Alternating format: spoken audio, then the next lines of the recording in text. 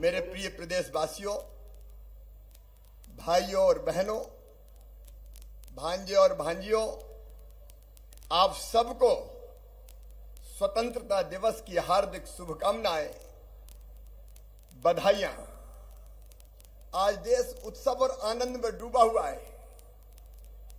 आजादी का अमृतकाल, आज के दिन ही हम गुलामी से आजाद हुए थे। लेकिन भारत का इतिहास केवल 75 साल पुराना नहीं है। हमारा राष्ट्र अत्यंत प्राचीन और महान राष्ट्र है। हजारों साल पुराना तो ज्ञात इतिहास है हमारा।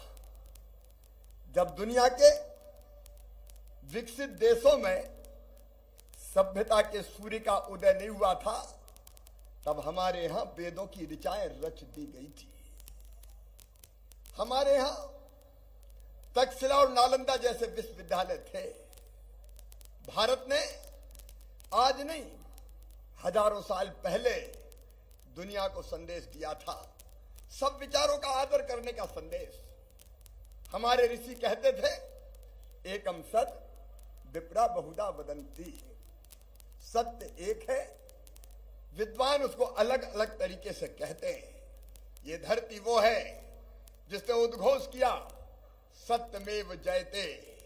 ये धरती वो है जिसके ऋषियों ने कहा, सब में एक ही चेतना है, आत्मवत सर्वभूतेषु, जियो और जीने दो।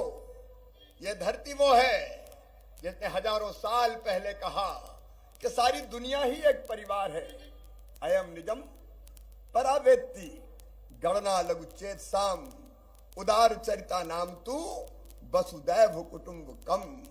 ये दोष वो है जिसने हजारों साल पहले कहा, धर्म की जय हो मतलब अच्छाइयों की जय हो, अधर्म का नाश हो मतलब बुराइयों का नाश हो, और केवल मनुष्य में नहीं प्राणियों में सद्भावना हो और विश्व का कल्याण हो। ये वो धरती है जिसके ऋषियों ने उद्घोष किया, सर्वे भवन्तु सुखिना, सर्वे सन्तु निरामया, सर्वे भद्राणि पश्यन्तु, मां कश्चित् दुर्भाग भवेत्। केवल हम नहीं, सब सुखी हो, सब निरोग हो, सबका मंगल हो, सबका कल्याण हो। दुनिया को आदर्श देने वाला हमारा देश आपसी मतभेदों के कारण बीच में गुलामी का शिकार हुआ। पराधीनता की बेड़ियों ने भारत माता को जकड़ा। पहले मुगल और फिर अंग्रेजों के आक्रमण हुए, लेकिन तब भी भारत ने अपनी संस्कृति, जीवन मूल्य, परंपरा और दर्शन को नहीं छोड़ा। भारत की आत्मा मरी नहीं। एक के बाद एक अनेकों महापुरुष ऐसे हुए जो ज्ञान का प्रकाश देते रहे, और पराधीनता के काल में प्रारंभ से ही देश की आजादी के लिए संघर्ष प्रारंभ हो गया, और जिसका संक्षिप्त रूप था 1857 का प्रथम स्वतंत्रता संग्राम।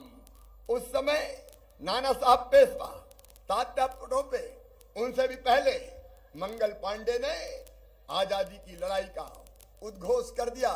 तब गरज कर झांसी की रानी लक्ष्मीबाई ने कहा था, मैं खून की अंतिम बूंद दे दूंगी, लेकिन अपने प्राणों से प्यारी झांसी नहीं दूंगी। नाना साहब पेशवा, हमारे वासुदेव बलवंत फड़के, अमर शहीद कुंवर सिंह, रास बिहारी बोस, लाला हरदयाल, क्रांति की लौ धधक उठी। प्रथम स्वतंत्रता संग्राम के बाद भी लगातार देश की आजादी के लिए संघर्ष चलता रहा, और उस संघर्ष को लाल बाल और पाल की जोड़ी ने धार दी। तब लोकमान्य तिलक ने कहा, स्वराज मेरा जन्म सिद्ध अधिकार है और मैं उसे लेकर रहूंगा। पंडित मदन मोहन मालवीय, महात्मा गांधी जी अहिंसक आंदोलन प्रारंभ किया।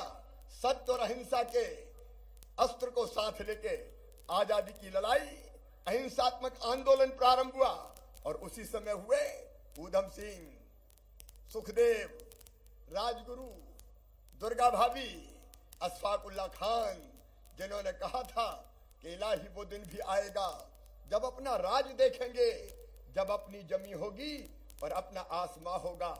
क्रांतिकारी आजादी के तराने गाते थे और कहते थे, सरफरोशी की तमन्ना अब हमारे दिल में है, देखना है जोर कितना बाजुए कातिल में है, वक्त आने दे बता देंगे तुझे आसमां, हम अभी से क्या बताएं क्या हमारे दिल में है। हमारे कई क्रांतिकारी हंसते हंसते फांसी के फंदे पे झूल गए, चंद्रशेखर आजाद, शहीद आजम सरदार भगत सिंह, नेताजी सुभाष चंद्र बोस, जिन्होंने उद्घोष किया तुम मुझे खून दो मैं तुम्हें आजादी दूंगा। आजाद हिंद फौज बन गई, एक नहीं अनेकों क्रांतिकारी, स्वतंत्र वीर सावरकर जैसे काले पानी की सजाएं जिनको दी गई।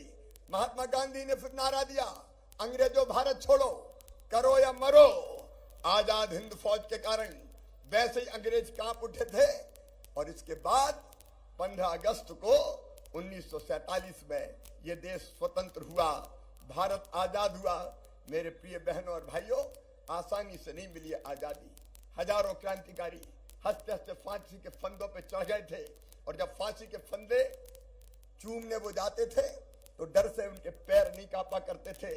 उनके एक हाथ में गीता होती थी, उनके हृदय में दृढ़ संकल्प होता था, मुंह से भारत माता की जय के उद्घोष निकलते थे और भगवान से एक ही प्रार्थना करते थे कि मरने के बाद हम फिर से जन्म लें, इसी भारत भूमि पे जन्म लें और तब तक पैदा होते रहे और मरते रहे जब तक ये देश स्वतंत्र ना हो जाए, भारत माता आजाद ना हो जाए। उनकी त्याग, तपस्या और बलिदान के कारण भारत स्वतंत्र हुआ, भारत आजाद हुआ। लेकिन एक कसक हमारे सीने में आज भी है, आजादी तो हमें मिली लेकिन अखंड भारत नहीं मिला। विभाजन की विभीषिका आज भी भूले नहीं भूलती। एक ऐतिहासिक भूल हुई उस समय, देश के टुकड़े कर दिए गए, भारत के टुकड़े हो गए। एक और भूल हुई उस समय जिसको मैं ऐतिहासिक भूल कहता हूं, कश्मीर की आजादी के लिए हमारी सेनाएं लड़ रही थी, अचानक युद्ध विराम हो गया और बाद में एक हिस्सा कश्मीर का पाकिस्तान में रह गया, लेकिन भारत में जो कश्मीर था उसमें भी धारा 370 जैसी है, धारा 370 लगा के भारत के साथ उसको एक रस नहीं होने दिया। लेकिन आज मुझे कहते हुए प्रसन्नता है, प्रधानमंत्री नरेंद्र मोदी जी के नेतृत्व में धारा 370 समाप्त करके एक देश में 2 विधान, 2 निशान, 2 प्रधान नहीं चलेंगे कि संकल्प को पूरा किया गया है। मेरे प्रिय प्रदेशवासियों, मेरे भाइयों और बहनों, मेरे बेटे बेटियों, ये देश भारत माता हमारे लिए केवल जमीन का टुकड़ा नहीं है, माँ है हमारी। और अटल जी ने जो शब्द कहे थे अपनी भारत माता के लिए, वो आज आजादी का अमृत काल में वो पंक्तियां मुझे याद आ रही है। ये देश हमारे लिए केवल जमीन का टुकड़ा नहीं है, जीता जागता राष्ट्र पुरुष है। हिमालय इसका मस्तिष्क है, हिमालय इसका मस्तिष्क है। गौरी शंकर इसकी शिखा है, पंजाब और बंगाल इसके 2 विशाल बाहु है। दिल्ली दिल है, विंध्याचल कटी है, नर्मदा करधनी है, पूर्वी घाट और पश्चिमी घाट इसकी 2 विशाल जंघाएं हैं। कन्याकुमारी इसके पंजे हैं, सागर इसके चरण पखारता है, सूरज और चंद्रमा इसकी आरती उतारते हैं। ये अर्पण की भूमि है, ये तर्पण की भूमि है, ये सूरों की भूमि है, ये वीरों की भूमि है, ये ऋषियों की भूमि है, महर्षियों की भूमि है। हम जिएंगे तो इसके लिए, और अगर कभी मरना पड़ा तो मरेंगे भी इसके लिए। और मरने के बाद अगर हमारी राख भी गंगा जी में डाल दी गई तो एक ही आवाज वहां से आएगी, भारत माता की जय, भारत माता की जय। बोलिए भारत माता की। आज आजादी के 75 साल में हमारे देश ने अभूतपूर्व प्रगति की है। मुझे कहते हुए गर्व है, प्रधानमंत्री श्रीमान नरेंद्र मोदी जी के नेतृत्व में एक वैभवशाली भारत, एक गौरवशाली भारत, एक संपन्न भारत, एक समृद्धशाली भारत और एक शक्तिशाली भारत का उदय हुआ है। कई मामलों में आज प्रधानमंत्री जी के नेतृत्व में भारत दुनिया का मार्गदर्शन कर रहा है। कौन कहता था पहले कभी कि कोविड जैसी महामारी में वैक्सीन इतने जल्दी बना ली जाएगी और 140 करोड़ भारतवासियों के साथ साथ दुनिया के 100 देशों के बहनों और भाइयों को लगा के उनकी जिंदगी बचा ली जाएगी। आज देश की सीमाएं सुरक्षित है। हमारा आज कहना है, प्रधानमंत्री जी का भी कहना है कि हम अपनी तरफ से किसी को छेड़ेंगे नहीं, लेकिन किसी ने अगर आंख उठा के भारत माता की तरफ देखा तो उसे हम छोड़ेंगे भी नहीं। एक नई ताकत के साथ भारत उठ के खड़ा हुआ है। मैं प्रधानमंत्री जी का इस अभूतपूर्व विकास के कारण अभिनंदन करता हूं। मध्य प्रदेश ने भी कम प्रगति नहीं की। मेरे बहनों और भाइयों, एक समय था जब मध्य प्रदेश बीमारू राज्य माना जाता था। हमारे यहाँ सड़कें नहीं थी, हमारे यहाँ बिजली नहीं थी, हमारे यहाँ पानी नहीं था। तब और अब के मध्य प्रदेश में जब मैं याद करता हूं तो जमीन और आसमान का अंतर था। एक जमाना था 2003, 4, 5 का, मुझे याद आता है मध्य प्रदेश में आतंक का राज था। उत्तरी मध्य प्रदेश में डकैतों का आतंक जनता को चैन से सोने नहीं देता था।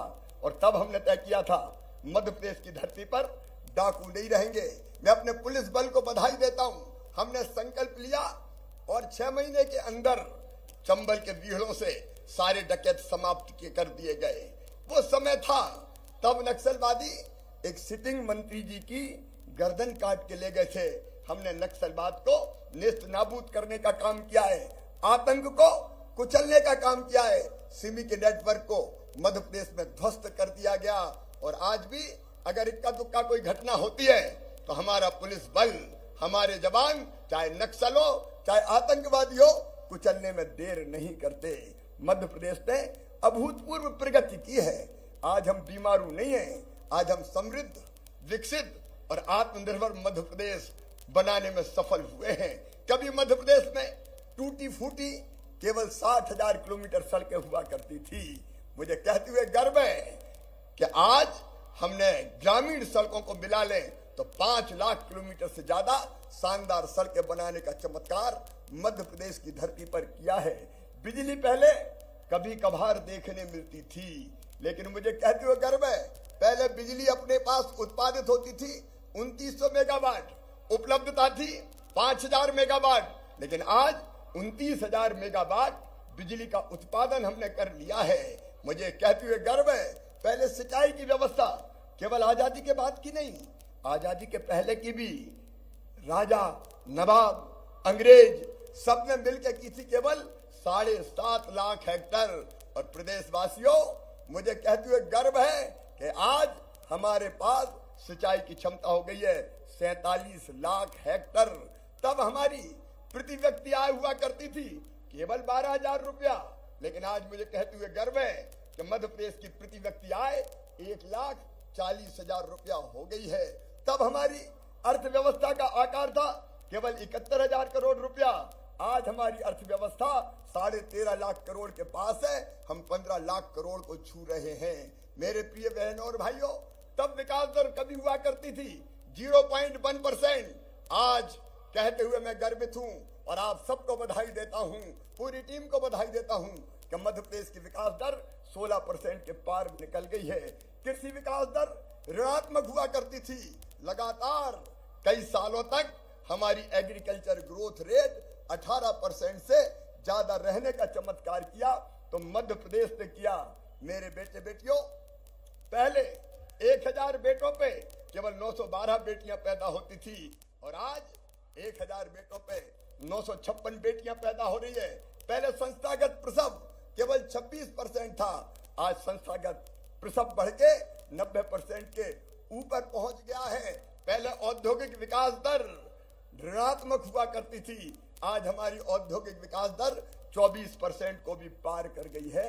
अभूतपूर्व प्रगति अपने मध्य प्रदेश ने की है और इसके लिए मैं सबको बधाई देता हूं। मध्य प्रदेश की 9.5 करोड़ जनता को, टीम मध्य प्रदेश को मैं बहुत बहुत बधाइयां देता हूं। हमने अनेकों सामाजिक क्रांतियां की है। हमारी पहली सामाजिक क्रांति है जिसका मैं आज उल्लेख करना चाहूंगा और प्रदेशवासियों आपके सामने संकल्प भी लेना चाहूंगा। हमारा संकल्प है कि मध्य प्रदेश की धरती पर कोई भाई बहन, कोई गरीब रहने की जमीन के टुकड़े के बिना नहीं रहेगा। हर एक के पास रहने की जमीन अपनी होगी और इसलिए हमने मुख्यमंत्री भू आवासीय अधिकार योजना बनाई। 1,22,000 भाई बहनों को हम पट्टे दे चुके हैं। शहरों में पट्टे अभी वितरित होना है, लेकिन आज अपने प्रदेशवासियों के सामने मैं ये संकल्प फिर प्रकट करता हूं कि मध्य प्रदेश में कोई गरीब जमीन के बिना नहीं रहेगा।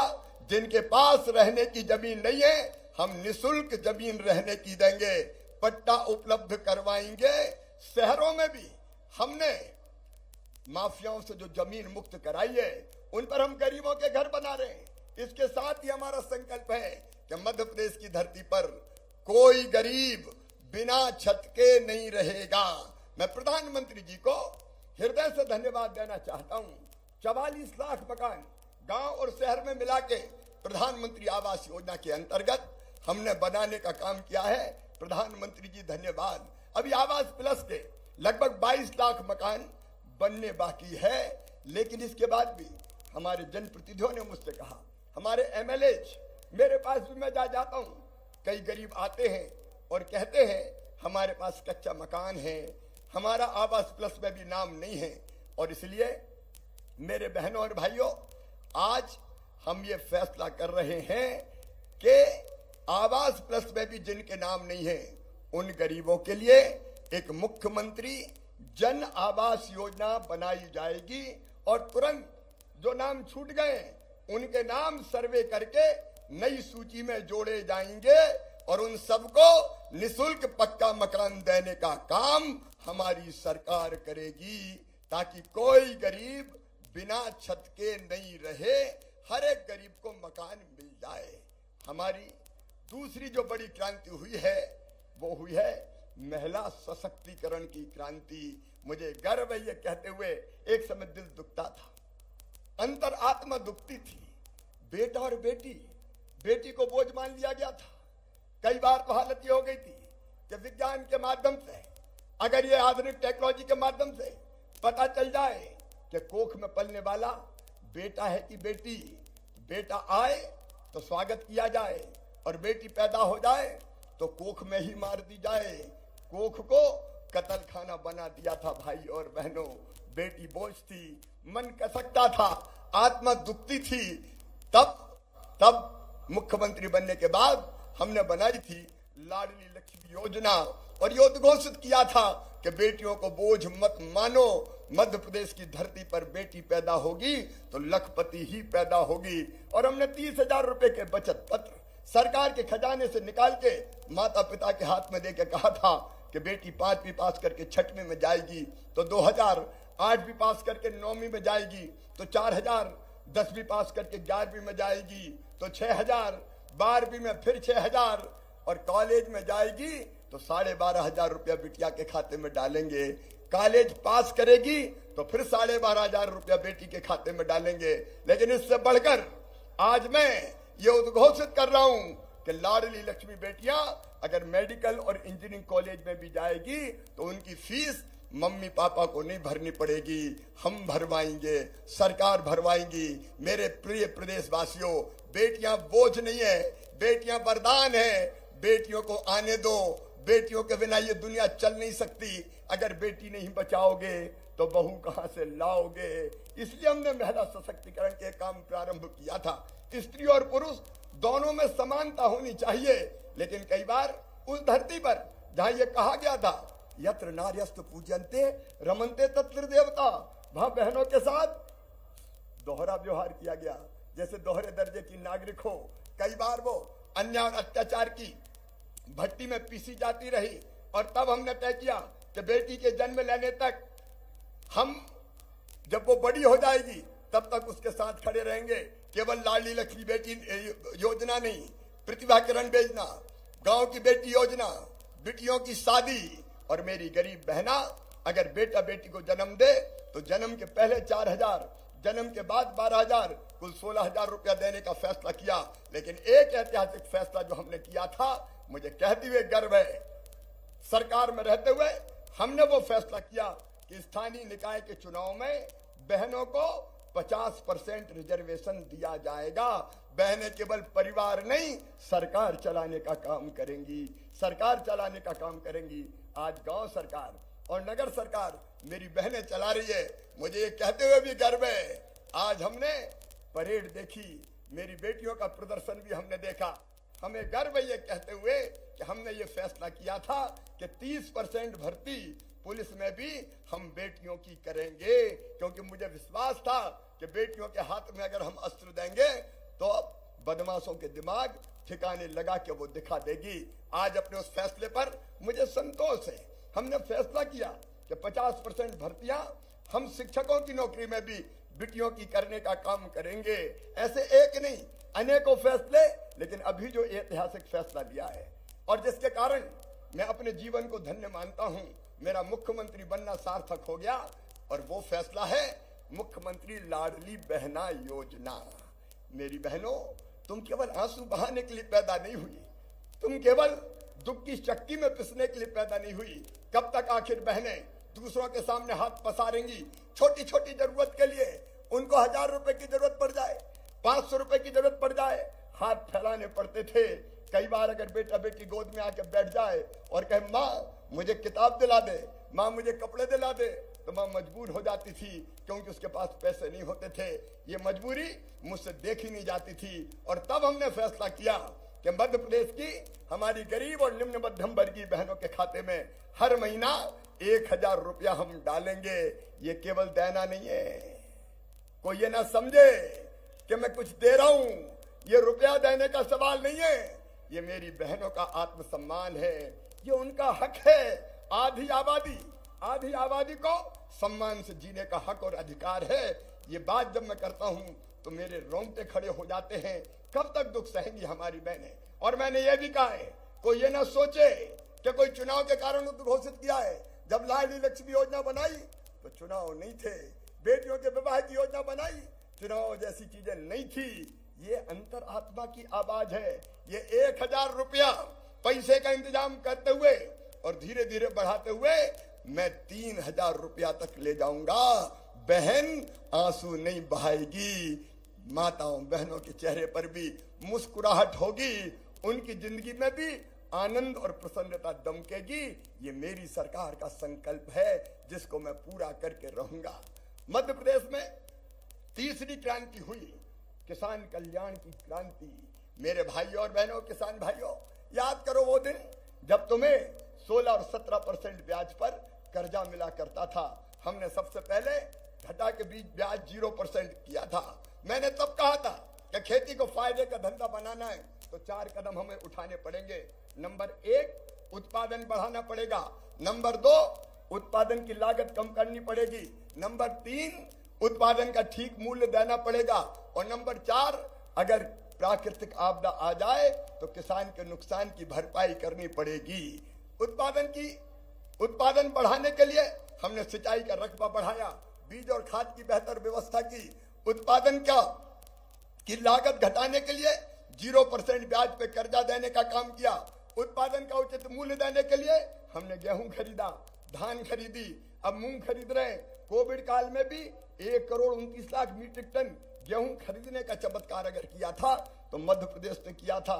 मूंग में जो बाजार मूल्य है और जो समर्थन मूल्य है उसमें भारी अंतर है, बावजूद इसके हम मूंग भी खरीदने का काम कर रहे हैं। मेरे किसान भाइयों, आश्वस्त रहिए, आपको उत्पादन की ठीक कीमत देने में हम कोई कसर नहीं रखेंगे।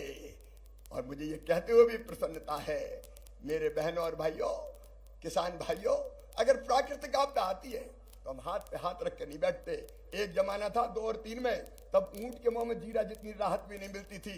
इसको बढ़ा के हमने किया 30,000 रुपया प्रति हेक्टर गेहूं जैसी फसलों के लिए। और अभी बुरहानपुर में केले का नुकसान हो गया, शायद दुनिया में सबसे ज्यादा 2 लाख रुपया प्रति हेक्टर हमने राहत की राशि अपने किसानों को दी है।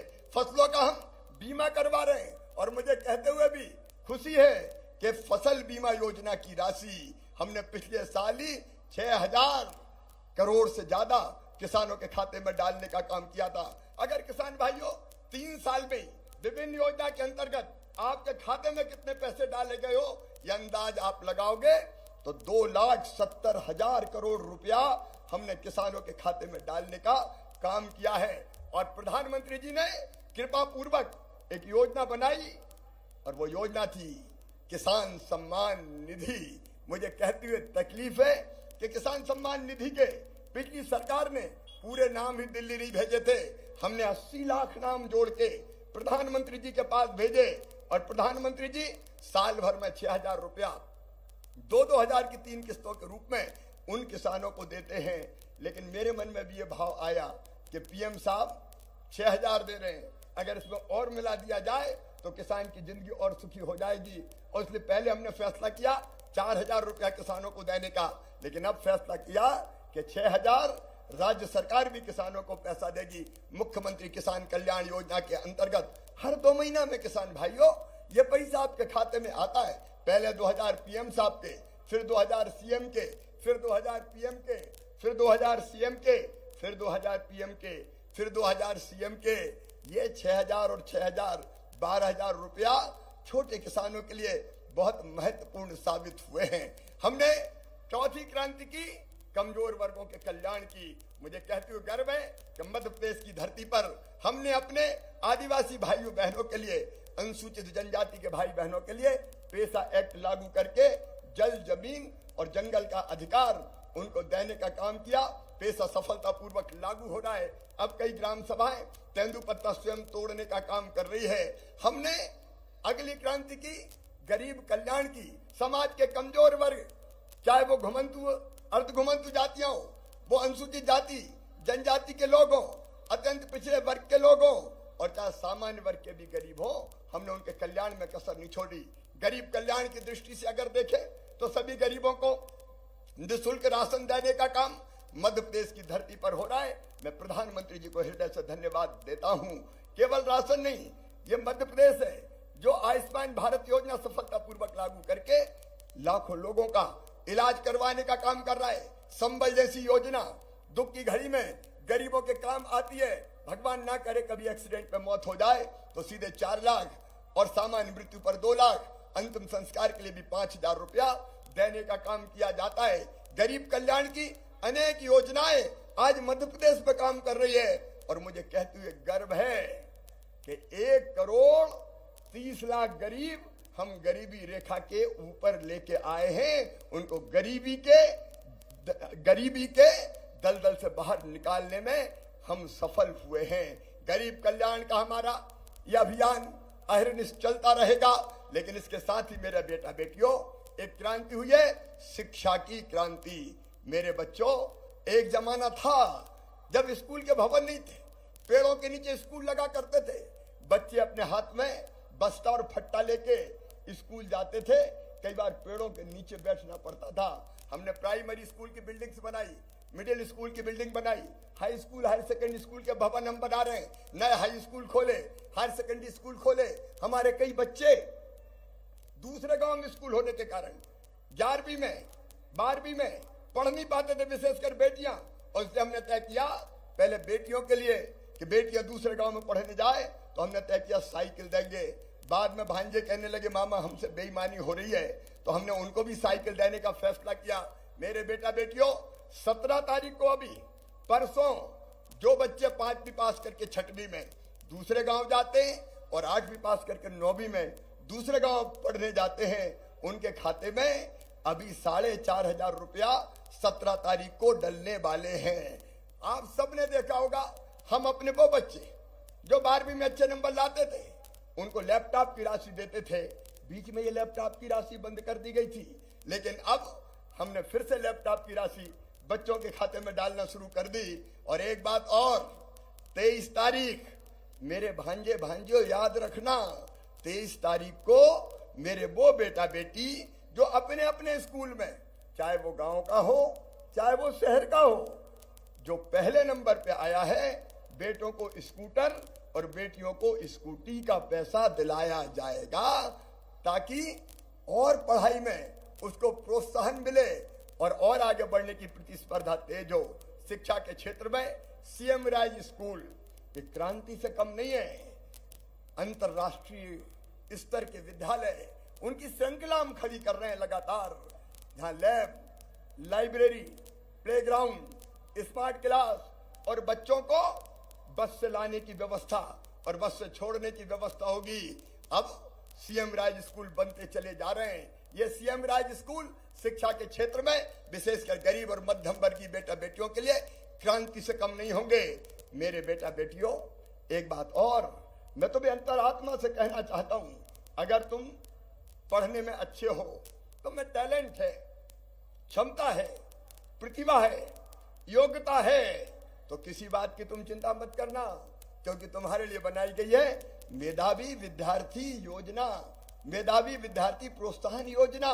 और जिसमें हमने तय किया है कि हमारे बेटा बेटी अगर 12वीं में अच्छे नंबर लेके आते हैं और उनका admission medical college, engineering college, IIT, IIM, law college, अन्य शिक्षण संस्थानों में होता है, तो उनको उनकी जितनी भी फीस है वो फीस हम भरवाएंगे, माता पिता नहीं भरवाएगी, सरकार भरवाने का काम करेगी। तुम तो मेरे बेटा बेटियों पढ़ते रहो और आगे बढ़ते रहो। शिक्षा की क्रांति के साथ साथ हमने स्वास्थ्य की क्रांति भी की है। मेडिकल कॉलेजेज 5 केवल थे मध्य प्रदेश में। 1965 के बाद कोई नया मेडिकल कॉलेज नहीं खुला था। हमने 5 से बढ़ा के 24 कर दिए और नए मेडिकल कॉलेज बनते चले जाएंगे। उच्च शिक्षण संस्थान लगातार मध्य प्रदेश की धरती पर आ रहे हैं।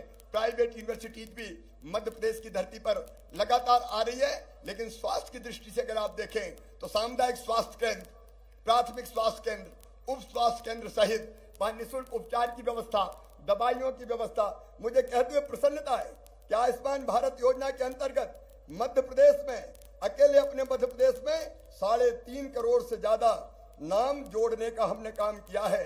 और आज मेरे मन में एक विचार और एक भाव और आया है कि हमारे आयुष्मान भारत योजना के अंतर्गत अभी तक मध्य प्रदेश में लगभग 1 करोड़ 8 लाख परिवारों को पात्रता प्रदान की गई है।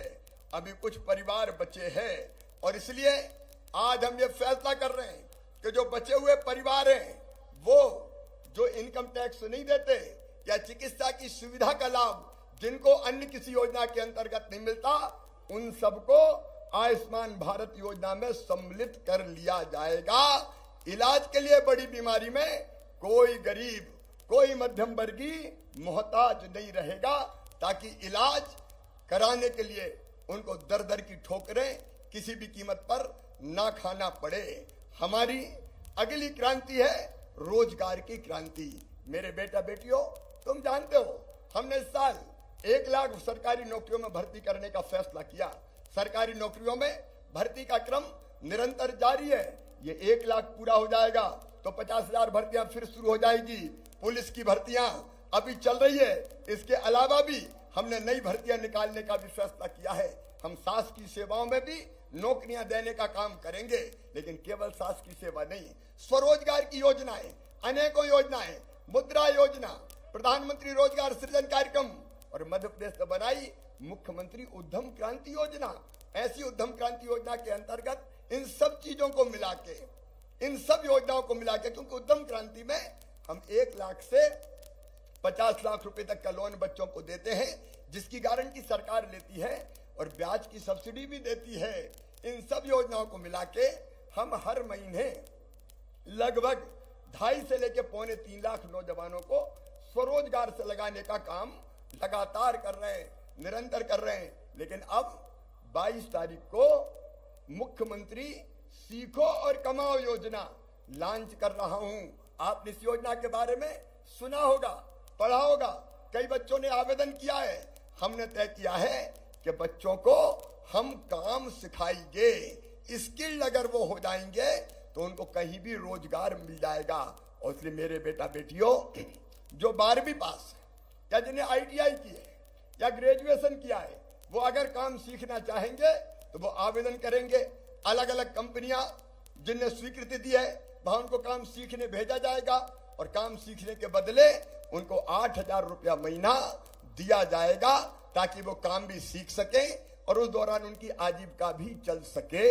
इस योजना को अब हम प्रारंभ करने वाले हैं।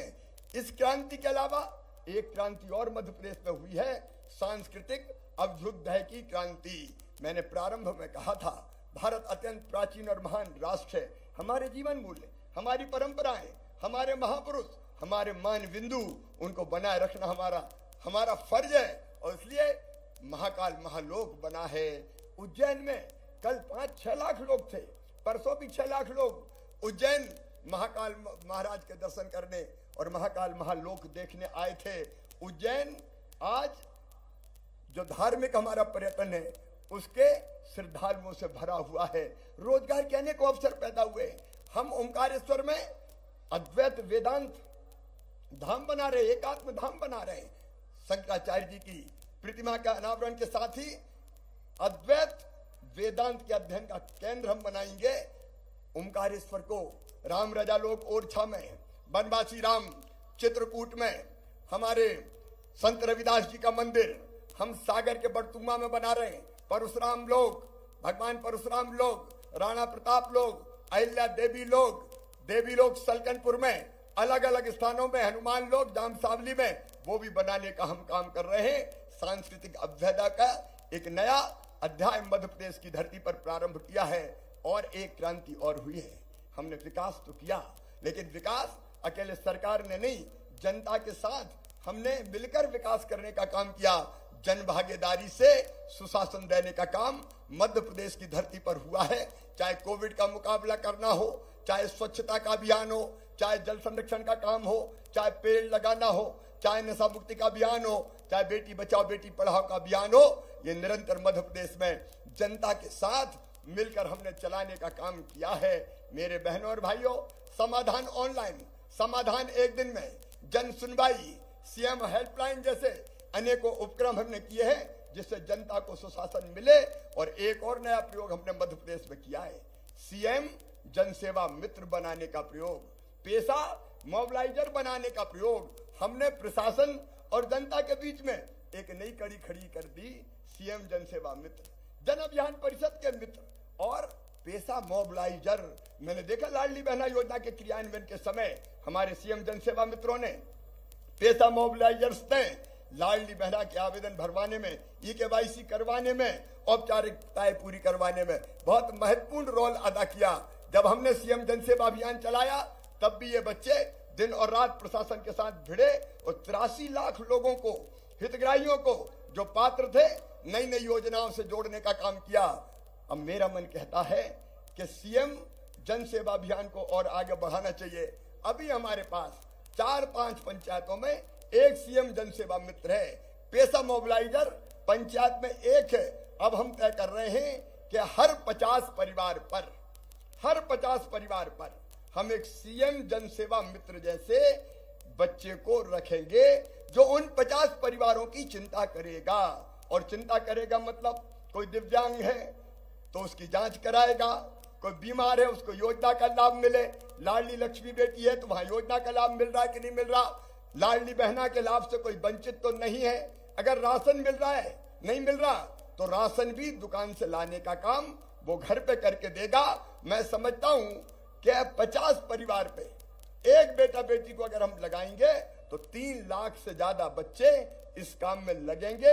ये सरकारी नौकरी नहीं है, लेकिन इनको जनता के बीच की कड़ी बना के जनता को सुविधाएं देने के काम में हम लगाएंगे और इन बच्चों को उसके बदले में हम मानदेय देने का काम करेंगे। और मैं चाहूंगा कि हर एक बच्चा 1 साल जरूर इस काम में लगे, फिर दूसरा काम करे, दूसरे बच्चे आ जाएं। एक नई योजना ये हम मध्य प्रदेश की धरती पर प्रारंभ करेंगे। बहनों और भाइयों, बहुत तेज गति से अपना मध्य प्रदेश लगातार आगे बढ़ रहा है। हमने शानदार सड़कें तो बनाई है, लेकिन अब हम विंध एक्सप्रेस वे, चंबल मेटल express way, Malwa express way, Madhya express way, हम ये सारे के सारे एक्सप्रेस वे बनाने वाले हैं। इंडस्ट्रियल क्लस्टर इनके आसपास विकसित करेंगे, नए इंडस्ट्रियल टाउनशिप लाएंगे। भोपाल इंदौर के बीच में नया industrial corridor, greenfield city airport और टाउनशिप इंडस्ट्रियल ये हम लाने का काम करेंगे। अब भोपाल से बीना लेके सागर तक, बीना में रिफाइनरी पर आधारित पेट्रोकेमिकल्स कॉम्प्लेक्स बनने वाला है। 50,000 करोड़ रुपए का निवेश आने वाला है और इसलिए यहां भी एक इंडस्ट्रियल कॉरिडोर बन सकता है। जबलपुर, रीवा, सिंगरौली एक अलग इंडस्ट्रियल कॉरिडोर बन सकता है। अलग अलग इंडस्ट्रियल कॉरिडोर हमारे बन रहे हैं, एमएसएमई के क्लस्टर्स बन रहे हैं। हमने स्टार्टअप सिटी बनाने का फैसला हमने किया है। एक के बाद एक ऐसे फैसले लेते जा रहे हैं। मेडिकल डिवाइसेस पार्क हमारे यहाँ आ रहे हैं, हमारे टेक्सटाइल पार्क आ रहे हैं, हमारी औद्योगिक गति जो वृद्धि की दर है 24%, ये लगातार आगे बढ़ेगी और निवेश के मामले में भी मध्य प्रदेश तेज गति से प्रसार करेगा, आगे बढ़ेगा। कई मामलों में आज मध्य प्रदेश नंबर 1 पर खड़ा हुआ है। गेहूं के एक्सपोर्ट में हम नंबर 1 हैं। हम अनाजों के उत्पादन की वृद्धि की दर में मध्य प्रदेश नंबर 1 है। स्वच्छता में नंबर 1, जल संरक्षण में नंबर 1, प्रधानमंत्री मातृ वंदना योजना में मध्य प्रदेश नंबर 1, प्रधानमंत्री ग्रामीण सड़क बनाने की गुणवत्ता में मध्य प्रदेश नंबर 1, कई योजनाओं में नंबर 1 है। लेकिन अब हमको एक्सपोर्ट भी तेजी से बढ़ाना है। अभी 60,000 करोड़ रुपए का एक्सपोर्ट हमने किया है, इसको जल्दी बढ़ा के 1 लाख करोड़ तक हम ले जाने का प्रयास करेंगे। सिंचाई के क्षेत्र में लगातार क्रांति हो रही है। अब कैन और बेतवा को जोड़ने का काम जल्दी प्रारंभ होने वाला है और सिंचाई की क्षमता को भी हम तेजी से आगे बढ़ाएंगे। आगे जो हमारे संकल्प है, हमारे जो विजन है, आज मैं उसको भी आपके सामने रखना चाहता हूं। काम हमने खूब किया है, लेकिन बहुत काम बाकी है। इसको भी तेजी से करने का हमको प्रयास करना है। और इसलिए मेरे बहनों और भाइयों, हमारा संकल्प है 2030 तक मध्य प्रदेश की अर्थव्यवस्था का आकार बढ़ा के हम 45 लाख करोड़ रुपए की ऊंचाई तक ले जाएंगे। अभी 1 करोड़ 30 लाख लोगों को गरीबी रेखा से हमने बाहर निकाला है। अब मध्य प्रदेश में 1 करोड़ से अधिक लोगों को गरीबी की रेखा के ऊपर लेके जाएंगे। प्रति व्यक्ति आय अभी हमारी 1,40,000 है, इसको बढ़ा के हम 2,80,000 करेंगे, दुगना करेंगे। कृषि का उत्पादन 7 करोड़ मीट्रिक टन से बढ़ा के हम 10 करोड़ मीट्रिक टन के स्तर पर ले जाएंगे। हर किसान के खेत तक पानी पहुंचाने का संकल्प है हमारा। और सिंचाई की क्षमता को 65 लाख हेक्टेयर तक ले जाने का काम हम करेंगे। चाहे घर हो, फिर उद्योग हो या खेती हो, अभी भी बहुत सस्ती बिजली हम अपने किसानों को दे रहे हैं। 3700 रुपया लेते हैं, 51,000 रुपए की बिजली खर्च होती है। लेकिन आगे भी भरपूर बिजली किसान को मिलती रहे, घर को मिलती रहे, खेती को मिलती रहे। इसलिए बिजली की क्षमता अभी हमारी है 29,000 मेगावाट, इससे बढ़ा के 38,000 मेगावाट तक ले जाएंगे। सोलर एनर्जी हम बढ़ा रहे हैं। सांची हमारा सोलर सिटी बन गया है। ओंकारेश्वर में हम फ्लोटिंग सोलर पावर प्लांट लगा रहे हैं। तो हम क्लीन और ग्रीन एनर्जी की दिशा में भी आगे बढ़ेंगे। ग्रीन हाइड्रोजन के लिए हम नई नीति बनाने वाले हैं, ताकि आधुनिक टेक्नोलॉजी पर आधारित इन तकनीकों का प्रयोग करके हम अपने प्रदेश को आगे बढ़ा सकें। 1 लाख किलोमीटर नई सड़कों का जाल हम बिछाएंगे। मेरे शहरवासियों, कायाकल्प अभियान के तहत इसी साल 3,000 करोड़ रुपए की सड़कें शहरों में भी हम बनाएंगे। सभी जिला मुख्यालयों को 4 लेन सड़कों से हम जोड़ेंगे और सभी नगरीय निकायों को 2 लेन की सड़कों से जोड़ दिया जाएगा। प्रदेश के मेडिकल कॉलेज की संख्या प्रदेश में हम बढ़ाने का काम भी करेंगे और सभी मेडिकल कॉलेजेज में नर्सिंग कॉलेज भी स्थापित किए जाएंगे। हर विकासखंड मुख्यालय पे कम से कम 30 बिस्तरी सर्व सुविधा युक्त अस्पताल की सुविधा देने का काम भी हम करेंगे। मातृ मृत्यु दर को घटाकर हमने 100 प्रति लाख तक और शिशु मृत्यु दर को घटाकर 35 प्रति हजार तक लाने का हम प्रयास करेंगे। कुपोषण के कलंक को मध्य प्रदेश की धरती से मिटा दिया जाएगा और राज्य सरकार 6,000 सर्व सुविधा युक्त सीएम राज स्कूलों का संचालन भी प्रारंभ करेगी। सरकारी स्कूलों में जो खाली पद है, उन पदों को भी हम भरने का काम कर रहे हैं। 45,000 आंगनबाड़ी केंद्रों को प्री प्राइमरी स्कूल के रूप में विकसित किया जाएगा और प्रत्येक विकास खंड में कम से कम 1 सरकारी कॉलेज होगा, ताकि विद्यार्थियों को अपने घर के नजदीक ही उच्च शिक्षा की सुविधा मिल सके। हर जिले में एक कॉलेज को उत्कृष्ट कॉलेज के रूप में उन्नत किया जाएगा और महिला स्व सहायता समूह चमत्कार कर रहे हैं। मेरा संकल्प है, सपना भी है कि मेरी हर बहन की आमदनी घर का कामकाज करते हुए कम से कम 10,000 रुपया हो जाए। और इसलिए हम आजीविका मिशन के स्व सहायता समूहों के माध्यम से हर बहन की आजीविका 10,000 रुपए तक बढ़ाने का काम करेंगे। मध्य प्रदेश में 200 करोड़ के लागत से 1,000 से ज्यादा एफपीओज गठित करने का भी काम होगा। मेक इन मध्य प्रदेश को प्रोत्साहित करते हुए निर्यात को 1 लाख करोड़ से ज्यादा करने का हम प्रयास करेंगे। उज्जैन में 284 करोड़ रुपए की लागत से देश का पहला यूनिटी मॉल बनेगा, जिसमें प्रधानमंत्री की परिकल्पना हस्तकला, हस्तशिल्प और ओडीओपी के उत्पादों का प्रदर्शन और विक्रय किया जाएगा।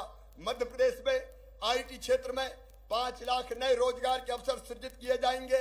5G की सेवाएं पूरे प्रदेश में उपलब्ध करा दी जाएगी। अमृतकाल में मध्य प्रदेश कृषि, युवा, महिला, कौशल और ग्रीन टेक्नोलॉजी के पंचामृत की शक्ति से आगे बढ़ेगा। मेरे बहनों और भाइयों, जनता मेरे लिए भगवान है। मैं सरकार नहीं, परिवार चलाता हूं। जनता हमारे लिए भगवान, हम उसके पुजारी और कर्मचारी मेरे लिए कर्मयोगी है। और इसलिए अलग अलग हमारे कर्मचारी साथियों की मांगों को, समस्याओं के समाधान का हमने प्रयास किया है। चाहे वो रोजगार सहायक हो, चाहे वो पंचायत सचिव हो, आंगनबाड़ी कार्यकर्ताओं हो, सहायिकाएं हो, आशा बहन हो, ऊषा बहन हो, हमारे रसोईया हो, हमारे पुलिस के हमारे साथी कभी हमसे मांग नहीं कर पाते थे। एक दिन मेरे मन में ये विचार आया कि जो कभी बोलते ही नहीं है उनसे क्यों ना संवाद किया जाए।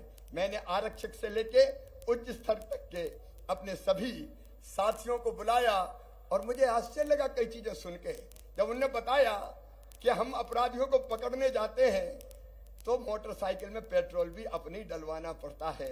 कोई अपनी तनख्वाह से मित्रों कितना पेट्रोल डलवाएगा? और क्या ये परंपरा जारी रखी तो विकृति पनपने की संभावना नहीं होगी?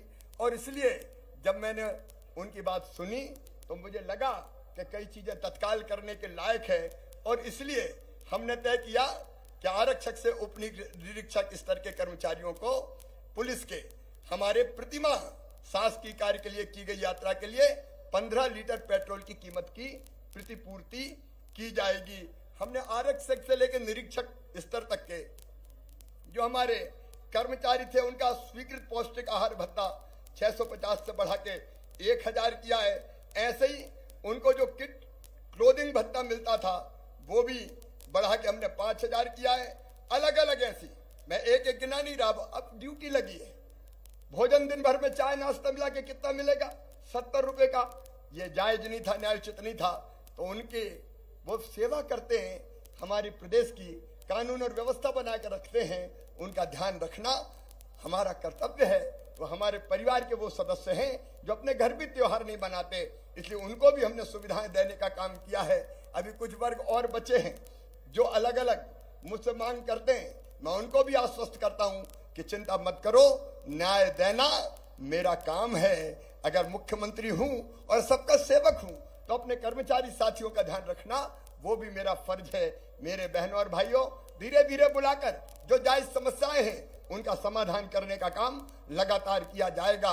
आज अंत में एक बार मैं आप सबको आह्वान करता हूं, मेरे प्रिय बहनों और भाइयों, ये देश अपना है, ये धरती अपनी है, ये माटी अपनी है। अगर अपन काम करेंगे तो देश आगे बढ़ेगा। प्रधानमंत्री जी के रूप में हमको सक्षम नेतृत्व मिला है। आज चारों तरफ भारत की जय जय हो रही है और जब भारत का गौरव गान दुनिया में सुनते हैं तो सीना गर्व से फूल जाता है।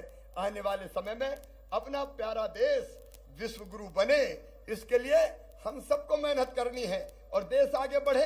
इसके लिए जरूरी है कि अपना प्रदेश आगे बढ़े। जब हर प्रदेश आगे बढ़ेगा तभी तो अपना प्यारा देश आगे बढ़ेगा। इसलिए आइए मेरे बहनों और भाइयों, अपने प्रिय मध्य प्रदेश को आगे बढ़ाने में हम एक तरफ अपने नागरिक कर्तव्यों का पालन करें, जो काम जिसकी तरफ है वो पूरी मेहनत और ईमानदारी के साथ करे। मैं भी अपने आप को झोंक के काम करूंगा। आप और हम सब प्रदेश की जनता अगर 9 करोड़ लोग मिलके उठ खड़े हो तो प्रदेश बहुत जल्दी केवल देश का नहीं, दुनिया का सबसे विकसित प्रदेश बनाने में हम सफल होंगे। अरे अपने लिए जिए तो क्या जिए, हम इंसान हैं। अपने लिए जिए तो क्या जिए, जीता वो है जो देश के लिए जीता है, प्रदेश के लिए जीता है, समाज के लिए जीता है। तो आओ हम संकल्प लें कि हम अपने देश और प्रदेश के लिए जी जान से काम करेंगे। अपने नागरिक कर्तव्यों को पूरा करने के साथ ही कोई न कोई एक काम और, कोई पेड़ लगाए, कोई बेटी का सम्मान बढ़ाए, कोई नशा मुक्ति अभियान चलाए, अलग अलग तरह ऊर्जा संरक्षण का काम, जो काम आपको पसंद हो एक काम जरूर करना। एक बार फिर मैं सभी प्रदेशवासियों को स्वतंत्रता दिवस की हार्दिक शुभकामनाएं देता हूं, बधाइयां देता हूं। आइए मेरे साथ एक बार हम फिर भारत माता की जय का उद्घोष करें। बोलिए भारत माता की। और जोर से भारत माता की। जय मध्य प्रदेश। आप भी बोलेंगे जय मध्य प्रदेश, जय मध्य प्रदेश, जय मध्य प्रदेश, जय मध्य प्रदेश। वंदे वंदे वंदे। बहुत बहुत धन्यवाद, प्रणाम, नमस्कार।